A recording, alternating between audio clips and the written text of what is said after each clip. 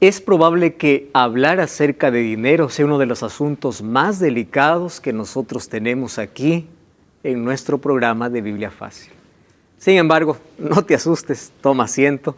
Hoy vamos a hablar sobre dinero. Dinero. Anhelado dinero, soñado dinero, perseguido dinero. Cuando hablamos de dinero estamos hablando del mayor tiempo de nuestra vida que ocupamos para poder conseguir, para sobrevivir, para tener o para acumular, en fin. La Biblia habla mucho sobre dinero, mas hoy vamos a ver qué cosa es lo que Jesús enseñó sobre este tema. Bienvenido, está comenzando Biblia Fácil y gracias allí por estar siempre siguiendo nuestra programación. Y como siempre quiero que tengas tu Biblia, porque aquí nosotros queremos que la Biblia pueda ser el fundamento de todas nuestras creencias, de todo lo que pensamos, de lo que creemos, de lo que decimos. Si hay algo que no tiene un respaldo bíblico, entonces no tiene significancia. ¿Estás preparado? Yo estoy aquí con 5 personas que forman parte de esta temporada. Qué lindo es poder contar con su amistad. Ya sé que tengo familia en cada país, ¿verdad? Y qué bueno es que podamos dedicar este tiempo para no discutir asuntos o argumentos que creemos, sino lo que la Biblia dice, lo que la Biblia respalda. Por eso que nos estamos. Entonces yo primero quiero advertir a todos los amigos que siguen el programa, hoy no te voy a pedir dinero, ¿correcto? Porque probablemente ya escuchaste muchos programas de televisión y de radio pidiendo dinero. No. El objetivo de este programa es mostrar qué es lo que Jesús enseñó en relación sobre el dinero, ¿correcto? Entonces, vamos. Hay muchas personas que están como esta imagen, ¿verdad? ¿Y por qué no incluirnos a veces nosotros? ¿Qué cosas a veces uno no puede hacer por tener mayor estabilidad, un mejor trabajo, por tener más dinero? Muchas cosas. Enriquecerse o enriquecer a otros parece que es el afán de cada día. Es por eso que cuando se habla de idolatría, la mayor idolatría no es la adoración o veneración a imágenes.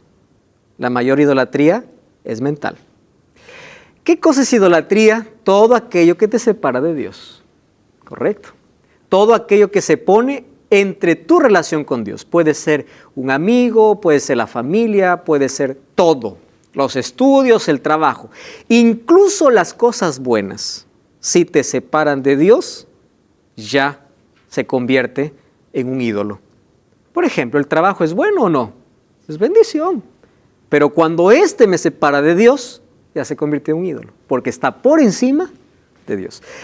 Y el apóstol Juan, en su primera carta, en el último versículo de su primera carta, tiene un consejo para todos. Y dice, hijitos, guardaos de los ídolos. Y él no está pensando solo en la idolatría pagana, donde la gente hace esculturas para adorar. Él está hablando a la iglesia porque la mayor parte o la mayoría tiene ídolos mentales. Entonces, ¿quién puede ver un ídolo mental? Solo nosotros sabemos. Por eso es que todos somos pecadores, ¿correcto? Todos tenemos un ídolo mental. Y el ídolo más venerado, más adorado y más seguido en el mundo se llama dinero. Yo quedé impresionado cuando vi allí un dato, alguien hizo un estudio en un lugar. Probablemente esto muestra solamente la realidad de un lugar, pero también muestra la realidad de la mayoría. Dice que el ser humano gasta 18 horas al día trabajando, pensando o haciendo algo.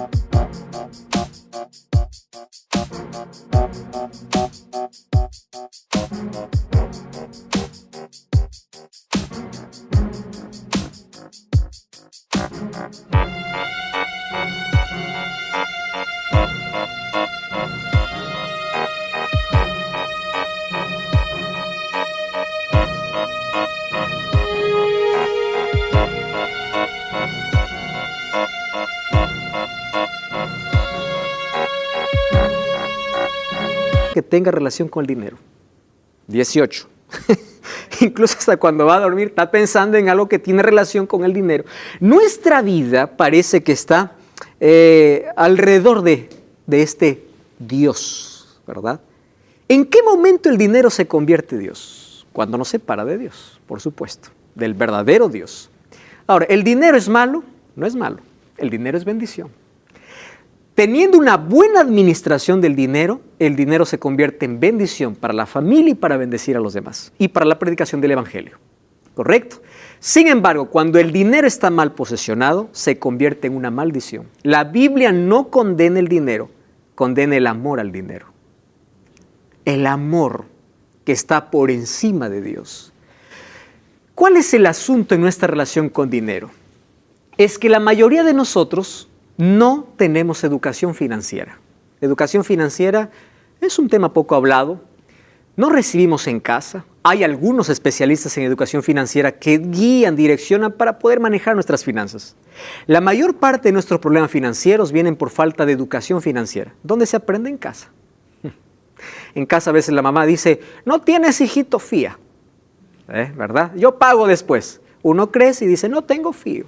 Y uno empieza o uno crece con ciertas cosas que aprende desde casa, que tiene una mala administración con el dinero. Hay personas que tienen mucha riqueza, hoy les voy a mostrar con la Biblia, pero por su mala administración están en la miseria. ¿Correcto? Ahora, la Biblia nos habla de dinero y también de educación financiera. Es impresionante, habla de familia, de salud, de finanzas, de todos los aspectos que interesan al ser humano. Ahora, ¿cuánto el dinero está arraigado en el corazón? Eso va a depender de una sola pregunta. ¿Cuánto está dispuesto a dar? Eso es todo. Ese es el termómetro para medir cuánto me aferro a lo que tengo. ¿Tú te imaginas que la mayor parte de cosas lo hacemos por dinero? Te voy a hacer un ejemplo.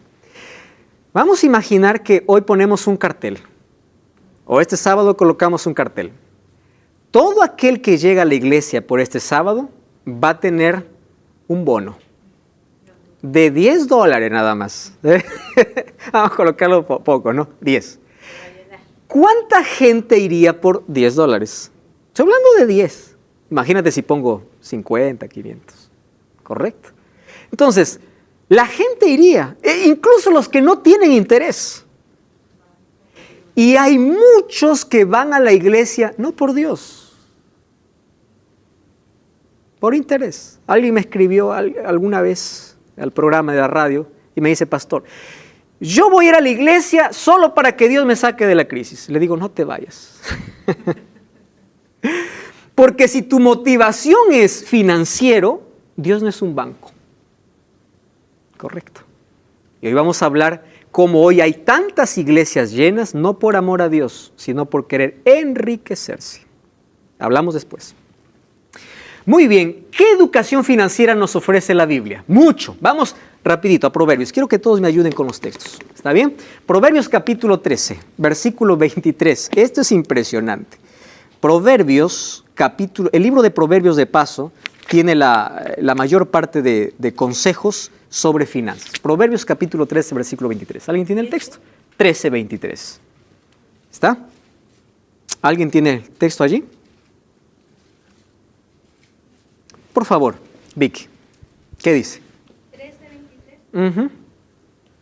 Dice, en el barbecho de los pobres hay mucho pan, mas se pierde por falta de juicio. Wow.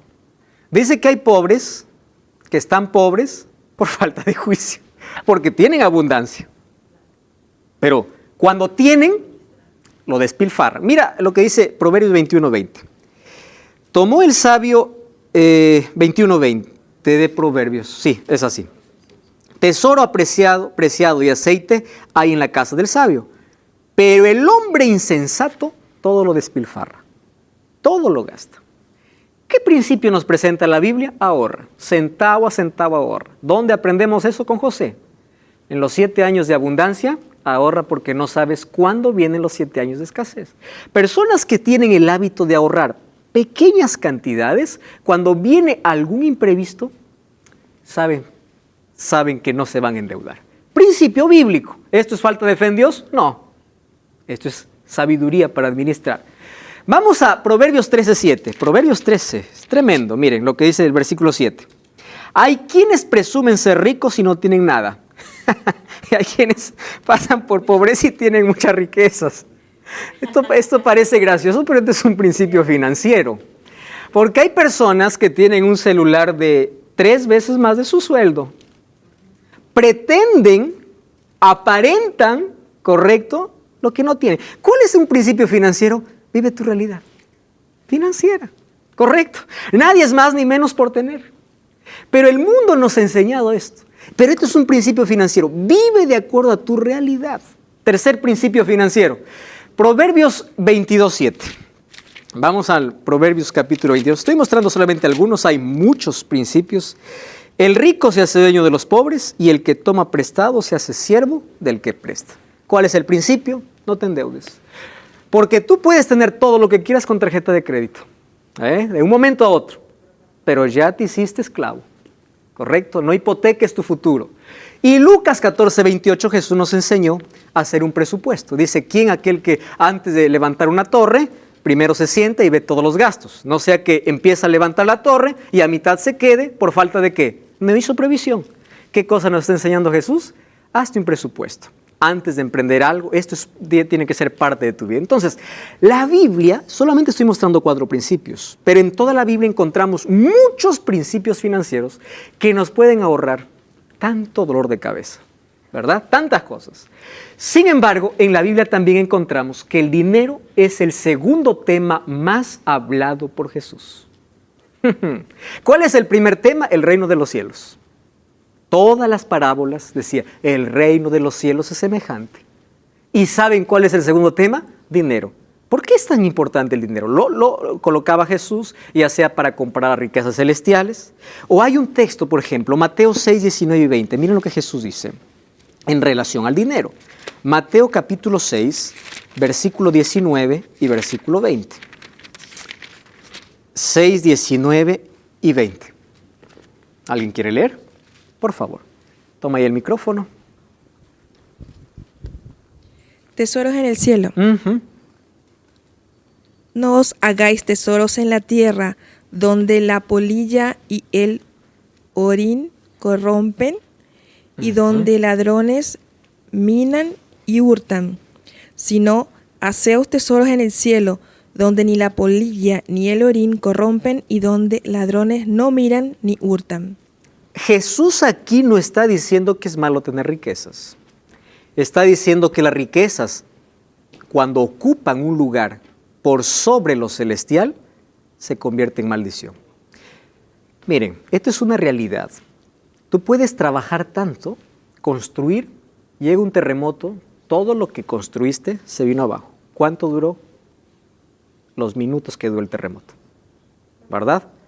Tú puedes ganar tanto, esforzarte tanto, desgastar tu vida en algo, sales, hay un ladrón, te quita todo y se acabó todo. Entonces dice, todo lo que tú acumules en la tierra es temporal. Por eso te muestra un tesoro mayor. No está diciendo que aquí no te esfuerces por tener estabilidad. Está diciendo que tu prioridad sea aquello que nadie te va a quitar. Tesoros celestiales. Eso es lo que Jesús está diciendo. El dinero tiene su lugar, pero nunca por encima de Dios. Nunca por encima de la familia. Esto es cuestión de prioridades. ¿Dónde está colocado el dinero en nuestra vida? ¿Qué posición, qué lugar ocupa? De eso está hablando Jesús. Por eso es que en la Biblia hay un énfasis tremendo, no en ganancias materiales, porque se acaba, se pierde, se destruye, sino en aquello que nadie te puede quitar, en aquello que es eterno. Riquezas o tesoros celestiales. ¿Recuerdan ustedes que en la Biblia encontramos a 2 ricos? Uno, el joven rico, y el otro Zaqueo. Los 2 tenían dinero, pero los 2 colocaron el dinero en diferentes lugares. Cuando el joven rico se acercó a Jesús para decirle, ¿qué voy a hacer para heredar la vida eterna? Jesús le dice, vende todo lo que tienes. ¿Qué está diciendo? Despréndete de algo que te separa de mí. Él dijo, no, el dinero es más importante que Dios. Lo mismo persona soy. No, yo no voy a la iglesia porque mi trabajo es más importante. Yo no hago esto porque, correcto. Eso es el joven rico. Zaqueo, antes de que Jesús entre a su casa, el centro de atención de Zaqueo, ¿dónde estaba? Dinero. Cuando Jesús entró en su casa y él aceptó a Jesús, su mayor tesoro ya no era el dinero, era Jesús. Era solo cuestión de ¿qué? Prioridades.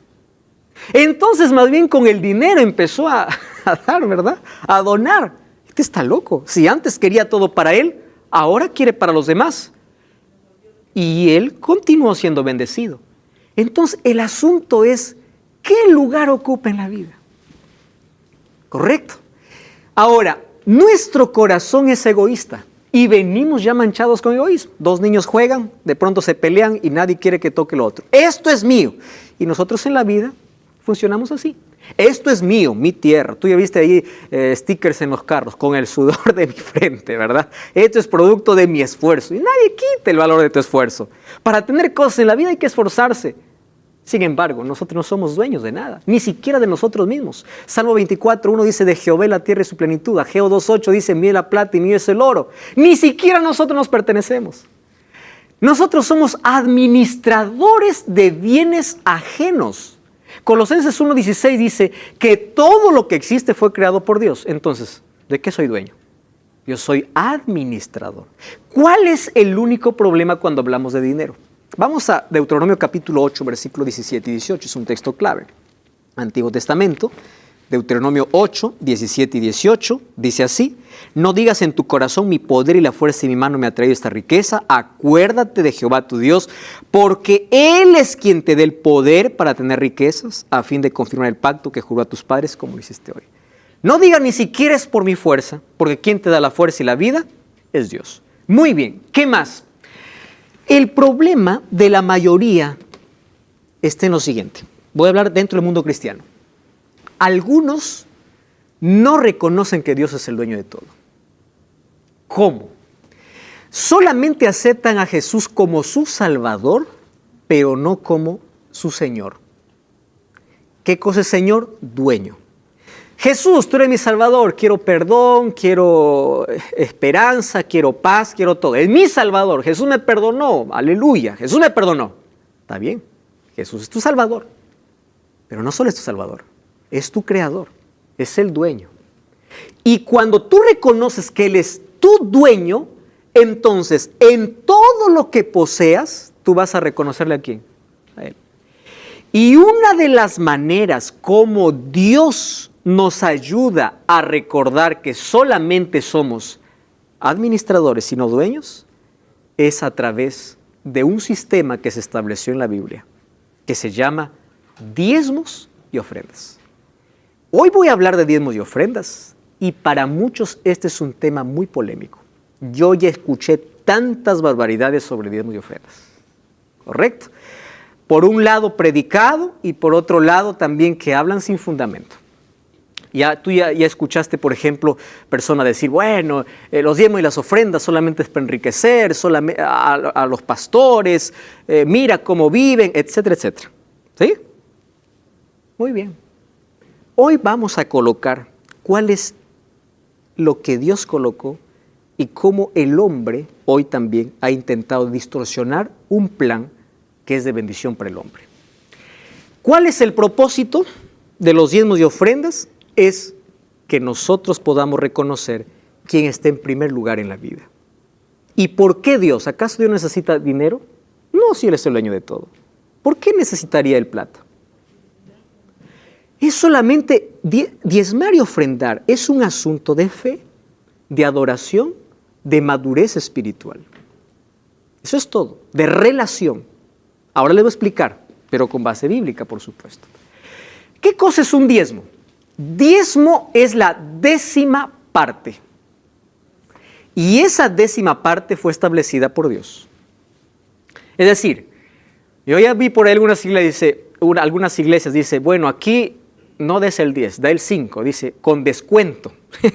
Hay otras que dicen, da tu diezmo por adelantado. Si das por adelantado, entonces te hacemos un descuento. Eso no es bíblico, queridos.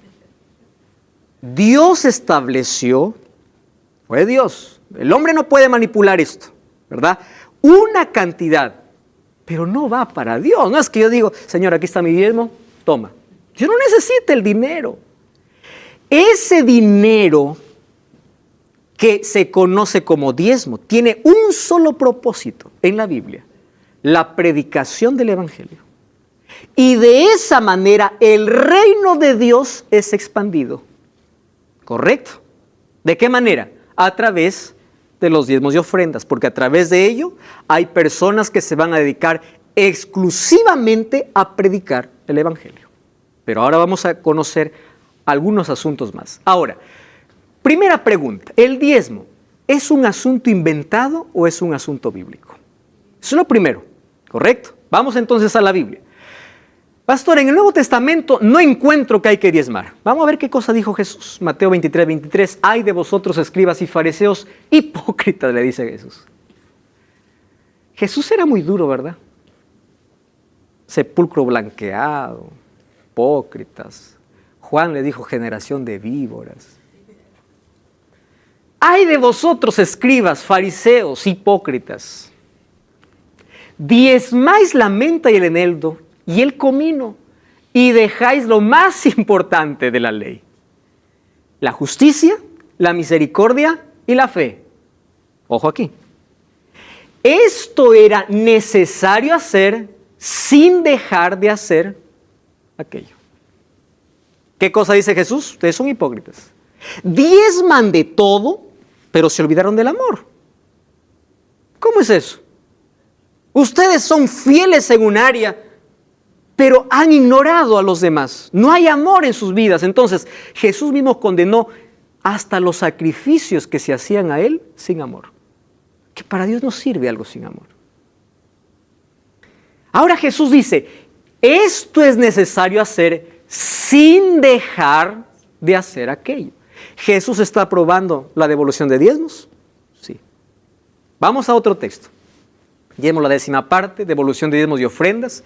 Coloca a Dios y al hombre en sus debidas posiciones: creador, criatura; dador, receptor; Dios, mayordomo. ¿Qué es mayordomo? Cuidador, administrador. Entonces el diezmo Dios lo colocó para arrancar el egoísmo del corazón, para colocar el dinero en el lugar correcto y para colocar en su verdadera posición: creador, criatura; dueño, administrador. Otro asunto más. Pastor, los diezmos ya terminaron porque solamente fue para los levitas. ¿Escucharon eso?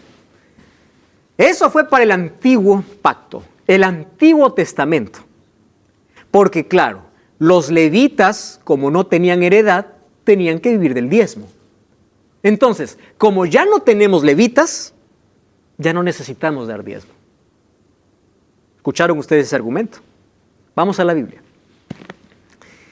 ¿Quién dice que el diezmo fue instituido para los levitas? Miren lo que dice Génesis 14:20. Génesis 14:20. Están ahí con el texto. Entonces, voy a leer desde el versículo 18. Melquisedec, rey de Salem, sacerdote del Dios Altísimo, sacó pan y vino y lo bendijo diciendo: bendito sea Abraham, el Dios del Altísimo, creador de los cielos y la tierra. Bendito sea el Dios del Altísimo que entregó a tus enemigos en tus manos. Y Abraham entregó los diezmos de todo. ¿Habían levitas aquí? No. Los levitas aparecen mucho tiempo después. Es decir, la práctica del diezmo está desde la misma creación. Abraham, que es el padre de la fe, diezmó. Incluso encontramos a Jacob en el capítulo 28, versículo 22, cuando dice: todo lo que tú me bendijeres, yo diezmaré de todo. Ahí está, el diezmo de todo apartaré para ti. Entonces, presten atención aquí. El diezmo no se da para recibir, sino se da por lo que recibí. Si ustedes comprenden esto, van ahora a desenmascarar cómo muchas iglesias se abren ilusionando falsamente a las personas y para enriquecerse con el dinero de tanta gente. Porque hay tantas iglesias que prometen así. Da todo para Dios y Dios te va a dar 100 veces más. Incluso toman textos bíblicos. Entonces la gente pobre da todo. Yo he visto gente que da casas, da carros, da todo, esperando. Es decir, ellos dan para recibir. Eso no es el diezmo.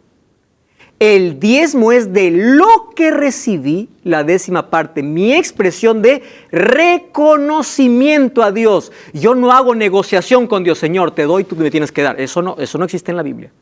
La Biblia existe de lo que yo recibo en gratitud y en reconocimiento y en adoración, es tuyo. Giselle. Una consulta. Ahora está muy de moda esto de la teología de la prosperidad. Exactamente. Y hay iglesias, por lo menos pero hay iglesias de todo lado con programas y he visto personas de que se sienten obligadas y dicen, he dado todo más y sí, mira, me está yendo bien el negocio, me está yendo bien el esto y eso yo creo que, o sea, ¿cómo explicar? ¿De dónde sale Gracias por colocar aquí. Ahora, lo primero que tenemos que establecer la diferencia. El diezmo, ¿por qué se da? ¿Para recibir o por lo recibido? Por lo recibido. ¿Correcto? Eso es el diezmo bíblico. Ahora, vamos a tocar de aquí a poco, Giselle, teología de la prosperidad. ¿En qué se basa? ¿Y por qué hay tanta gente llenando la iglesia no por amor a Dios, sino buscando dinero? ¿Correcto? Vamos a llegar ahí, pero gracias ahí por colocar la pregunta. Entonces, el diezmo tampoco es una donación. No. Donación es otra cosa. El diezmo es devolución. Dios lo estableció. Entonces, cuando yo reconozco que Él es mi Salvador y mi Señor, yo le devuelvo. Yo no le estoy dando, no es donación. Las donaciones o la ofrenda, que es expresión de gratitud, es otro asunto que vamos a ver luego.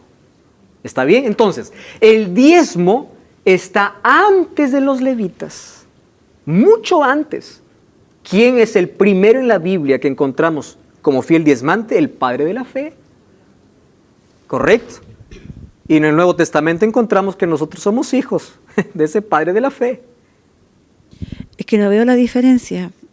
Antes o después se está dando igual. Usted dice, el diezmo es por lo que yo recibí.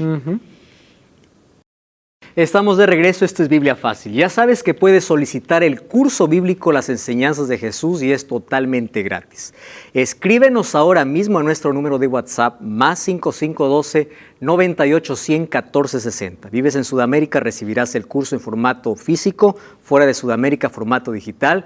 Pediremos tus datos para hacerte llegar el curso, pero vale la pena. Entonces, lo que tienes que hacer es solicitar ahora. Aquí están todos los temas que estamos desarrollando en esa temporada. Y gracias por estar allí. Antes de ir a la pausa, Silvia me hizo una pregunta muy interesante. ¿Cuál es la diferencia entre dar a Jesús o dar a Dios igual, antes o después? Lo que pasa, recuerda que el diezmo es un asunto de reconocimiento a Dios por las bendiciones recibidas. Entonces, ¿qué sucede cuando yo doy para recibir? Yo estoy haciendo una negociación con Dios. ¿Comprendes? Señor, yo te voy a dar 100 y yo quiero 1000. Eso es negociación.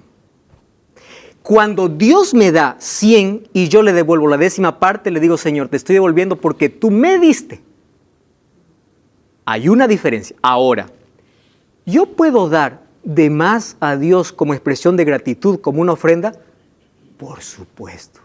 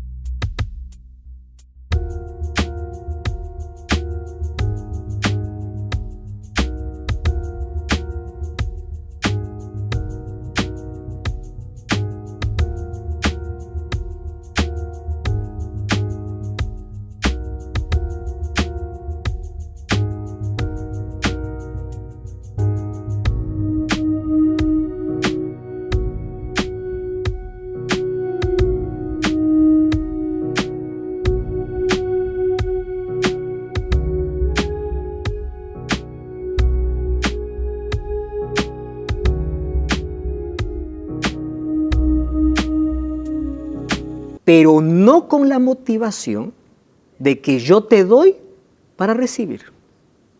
Porque la mayor riqueza que menciona la Biblia no es material, es espiritual. Dios no quiere llenarnos de carros, de casa y de lujo, aunque nos va a dar en algún momento, si es que es su voluntad. Dios quiere vernos en el cielo. Y si para vernos en el cielo es necesario que seamos pobres para depender, la pobreza no es el plan de Dios, pero Él siempre nos sostendrá. Incluso la pobreza no es maldición. Para algunos es bendición porque es la manera como dependen siempre de Dios. ¿Estuvo dentro de su plan? No, porque Dios quiere bendecirnos y prosperarnos en todo. Pero ¿qué cosa es prosperidad en la Biblia? Es tener paz, perdón, salvación, es ser rico espiritual y es tener lo suficiente para vivir. ¿Correcto? No lo extravagante, lo suficiente. ¿Y por qué lo suficiente, Silvia? Porque todo se va a quedar. Nada vamos a llevar. Sí, una pregunta. En cuanto al diezmo lo tengo bien comprendido. Ahora, ofrenda, pactos serían, por ejemplo, lo que usted Silvia acaba de... Ajá. Ahora te voy a explicar qué cosa es diezmo y qué cosa es ofrenda o pacto. ¿Está bien? Muy bien. Primero terminamos aquí este asunto. El diezmo está establecido antes de los levitas, pero para algunos de nuestros amigos que puede estar preguntando por qué a los levitas se les fue dado los diezmos, aquí encontramos el propósito del diezmo. Comprendemos esto y voy a responder la teología de la prosperidad y también tu pregunta. ¿Va? Miren, número 18:21. He aquí he dado a los hijos de Leví todos los diezmos en Israel por heredad, por su ministerio, por cuanto ellos sirven en el ministerio del tabernáculo de reunión. Presten atención. Cuando Moisés bajaba con las 2 tablas de piedra, con la ley de Dios, encontró que el pueblo estaba adorando un becerro de oro. Todos estaban adorando, menos una tribu. ¿Cuál era? La de Leví. ¿Y qué cosa le dijo Dios a Moisés, Silvia? Yo los separo. Estos son separados. Porque a partir de allí, ellos se convierten en ministros exclusivos para administrar las cosas del tabernáculo, del santuario. Ellos armaban, desarmaban, dirigían la alabanza, dirigían la adoración. Todo el sistema de sacrificios, de adoración que tenía que ver con el templo, el santuario, estaba bajo la dirección de los levitas. Los levitas. Ellos, cuando llegaron a la tierra de Canaán, todos recibieron parte, ellos no. ¿Para qué van a recibir parte si su trabajo no era cultivar? Su trabajo era administrar en el templo. Entonces, ¿qué cosa dijo Dios? De todas las tribus, el diezmo va a llegar para ellos. ¿Por qué? Porque ellos no tienen. Ellos están dedicados exclusivamente a esto. Ahora imagínense, recibir la porción de 11 tribus. Pero era la manera como Dios los separó para ellos. Correcto. Dios les daba lo suficiente, no lo extravagante. Correcto. Ahora, fíjense una cosa. En Israel se daba incluso un segundo diezmo. Para los pobres, para las viudas. Ustedes escucharon, no, yo mi diezmo no doy a la iglesia. ¿Para qué voy a mantener ellos? Yo doy para los pobres y las viudas. Sí, los israelitas daban un segundo diezmo para los pobres y las viudas. Pero no dejaban de ser fieles a Dios. Ahí encontramos la diferencia. ¿Cuál es el problema entonces? ¿O cuál es el asunto? ¿Por qué los levitas recibían del diezmo? Porque eran responsables del servicio religioso. Pastor, el sistema de sacrificio se acabó. Ya no hay más levitas. Entonces se acabó el diezmo. ¿Qué dice el apóstol Pablo? 1 Corintios 9, 13 y 14. ¿No sabéis que los que trabajan en las cosas sagradas comen del templo y los que sirven al altar del altar participan? Así también ordenó el Señor, los que anuncian el evangelio, que vivan del evangelio. ¿De qué está hablando? El ministerio de los levitas ahora se traslada al grupo a quienes son escogidos o sirven voluntariamente a Dios. Y voy a colocar una palabra. De manera exclusiva, es decir, su vida íntegra es el ministerio. Por eso es que los pastores están para atender a la iglesia, para predicar el evangelio, no para dedicarse a otros negocios. Porque para eso Dios los sostiene a través del diezmo. Entonces, estos levitas y estos ministros, dice que los que predican el evangelio, que viven el evangelio, su vida es predicar, expandir el reino. ¿Correcto? Entonces, ellos no tienen otra entrada. ¿Y de dónde viene la idea de que, bueno, ahora yo aquí por predicar me tienes que pagar, pero aparte tengo mi negocio, tengo mis empresas? Querido, ahí estamos ya en problemas serios. Otro asunto que tenemos que comprender aquí. Entonces, la iglesia debe ser entregada, o el diezmo debe ser entregado en la iglesia exclusivamente para la predicación del evangelio. Y aquí voy a tomar un par de minutos para explicar un asunto muy importante. Toda iglesia tiene el deber de ser transparente con el uso de todos los donativos de cada donante. ¿Me están entendiendo? Hay iglesias que el pastor solo pide. Nadie sabe en qué se usa. ¿Cómo sé que se está usando para la predicación del evangelio? Entonces aquí yo no voy a tocar ninguna denominación, ninguna iglesia. Yo les voy a hablar lo que la iglesia adventista hace. Porque esa es la iglesia que yo conozco. ¿Cómo administra la iglesia adventista? Es una iglesia transparente. Ahora les voy a explicar. Todos los diezmos que llegan de todos los miembros de iglesia no van para el pastor. No van. Van para una tesorería. Y todas las tesorerías reúnen su dinero y se va a una administración. Y de esa administración, de allí se reparte un sueldo para cada pastor de manera equitativa. Nadie recibe más ni menos. El que tiene 50 miembros recibe igual que aquel que tiene 2,000. Y yo les voy a decir por qué hacemos eso. ¿Saben por qué? Porque nosotros no estamos para entretener la iglesia. Hay algunas iglesias o algunos líderes que conozco que dicen, no, yo no voy a predicar del juicio, se me va la iglesia y se me bajan los diezmos. Yo no voy a predicar de ley porque eso no es un mensaje popular. ¿Qué voy a hablar de eso? No, tengo miedo. Yo quiero cosas que entretengan a la gente. Que venga la gente, porque mientras más gente tengo, más dinero tengo. No estoy tocando nombres, pero eso es lo que una mayoría hace. Por eso es que nosotros como iglesia adventista predicamos la palabra de Dios como está, sin temor a que la gente lo acepte o rechace. ¿Están comprendiendo ese asunto? ¿Ah? Entonces nadie tiene más ni menos, tiene lo justo para vivir noblemente, no extravagante o con extravagancia. No estamos para comprar mansiones, lo último, no estamos para eso, porque tenemos lo que es necesario para vivir, no para hacernos millonarios. ¿Por qué? Porque el diezmo tiene que ser utilizado para la predicación del evangelio. ¿Quieren saber cómo se usa el diezmo? La iglesia adventista tiene misioneros incluso donde la religión es prohibida. ¿Cómo se sostienen esos hombres? A través de los diezmos. ¿Está cumpliéndose la predicación del evangelio? Sí. Otra cosa. Miren estos cursos. Es totalmente gratis, pero nosotros las imprentas no nos regalan. Entonces, un porcentaje de los diezmos se va para la predicación del evangelio. Elaboración de cursos bíblicos. ¿Cuánto cuesta para llegar? Nada. Entonces, ¿el diezmo se está ocupando en la predicación del evangelio? Sí.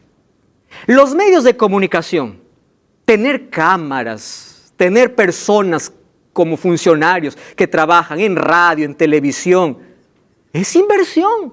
Parte de los diezmos y parte también de donaciones que nosotros pedimos, que conocemos como ángeles de esperanza, nos ayudan a solventar parte. Sin embargo, parte de los diezmos van para la predicación del evangelio a través de los medios de comunicación. Entonces, es una iglesia estoy hablando de la que yo conozco, de la que yo pertenezco, seria en asunto de administración de diezmo. No es que llega uno y uno se enriquece y el otro no tiene. No, no, no. Es muy diferente. Ahora, cada año la iglesia recibe auditoría. Ustedes se dan cuenta la autoridad que tenemos para hablar sobre este asunto. Porque hay algunos que dicen, no, ustedes lo comen todo, ustedes se engordan. Es que ellos han visto otras y no conocen, ¿verdad? Porque en otros lugares se puede administrar de manera diferente. No estoy para juzgarlos. Sin embargo, estoy mostrando que nosotros en este asunto de diezmos y ofrendas, nosotros tenemos un control estricto para que se vaya a la predicación del Evangelio, porque eso es lo que la Biblia enseña. Pastor, ¿y las ofrendas? Las ofrendas sirven para los gastos locales de la iglesia, proyectos locales de la iglesia, mantenimiento de la iglesia. Y el diezmo, predicación del Evangelio. Y los pactos, ¿existen pactos específicos para con Dios? Por supuesto. Es la manera como yo adoro a Dios, no para recibir una demostración de gratitud a Dios por lo que tengo. Yo pacto, yo diezmo, yo ofrendo. Ahora, voy a tocar un asunto más sobre esto. ¿Por qué? Porque hoy se abren infelizmente muchas iglesias para comercializar el Evangelio, para vender la fe. ¿Saben qué cosa es lo triste? Ahí había una inscripción, se vende iglesia con tantos miembros. Encontré otro, por teléfono, hablando con Dios. Dios, ¿qué cosa quieres que diga la iglesia? ¿Qué quieres? ¿Plata? Sí, plata. Entonces todos tienen que dar plata. Queridos, y toman la Biblia para ofrecer o ilusionar de manera mentirosa, prometiendo prosperidad económica. Ahora, yo les hago una pregunta. ¿Dios prospera económicamente? Por supuesto. ¿Y cuál es la manera como lo hace? Dándonos sabiduría para administrar los recursos que Dios nos da. Y si es su voluntad, Dios nos da más de lo que pedimos. Y si no, Él sabe por qué. Pero ¿de dónde viene la idea? ¿Quieres ser rico? Entonces, tienes que dar todo. Ahora les voy a contar una historia que realmente me indigna. Ahora, la Biblia también muestra que debemos dar ofrendas a Dios, ¿verdad? Salmos 96:8 dice, dad a Jehová la honra de vida, traed ofrendas. Malaquías dice, robará el hombre a Dios. ¿En qué te hemos robado? En vuestros diezmos y ofrendas. Ya les expliqué. Entonces, si los diezmos expresan nuestro reconocimiento a Dios, y es para la predicación del Evangelio, las ofrendas expresan nuestra gratitud a Dios. Por eso es que Dios no puso porcentaje para la ofrenda. ¿Correcto? La ofrenda es un acto de gratitud a Dios. Ahora, ¿ustedes se acuerdan de la parábola que Jesús... No, parábola, esto no es parábola. Eso es algo que ocurrió.